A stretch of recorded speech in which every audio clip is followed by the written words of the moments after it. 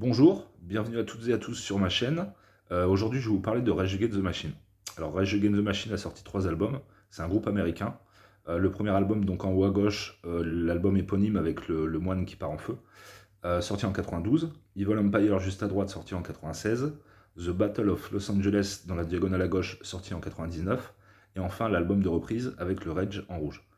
Rage Against the Machine, c'est de la fusion, c'est du hard fusion. C'est-à-dire que Zach de la Rocha rap et la musique, en fait, ça va plus loin que le hard rock.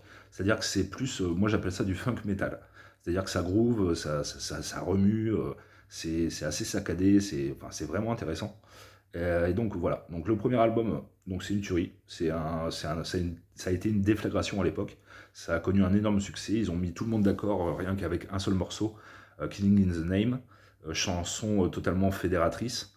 Il faut savoir que Rage Against the Machine c'est un groupe contestataire, donc contre l'administration Bush de l'époque, contre la guerre du Golfe, contre le consumérisme, enfin voilà, dans les textes c'est assez chargé en revendications.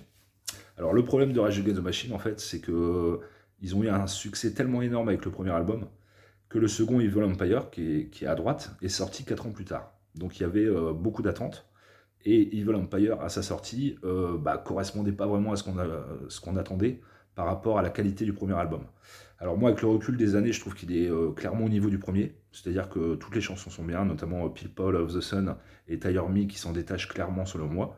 Très bien produit, enfin voilà, du gros son, très très bon. Ensuite, on a The Battle of Los Angeles. Alors, il faut savoir que dans Rage Against the Machine, le guitariste Tom Morello, alors on va pas le considérer comme un guitar héros.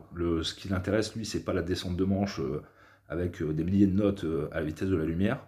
Lui, c'est le rendu sonore. C'est-à-dire, il fait des expérimentations sur le rendu du son de sa guitare. Alors, il avait déjà commencé sur les 2 premiers albums. Le problème, c'est qu'il va pousser le concept encore plus loin sur le troisième. Et Rage Against the Machine va s'aborder en fait. Parce que il y a beaucoup de sons dissonants, donc pas agréables à l'oreille sur ce troisième album.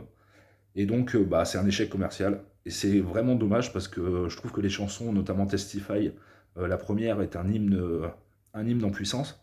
Mais voilà, ils vont s'aborder et puis c'est franchement désagréable à l'oreille. Enfin voilà, libre à vous d'écouter, mais franchement je le trouve mauvais cet album. Et ensuite, Le Chant du Cygne, donc c'est l'album de reprise.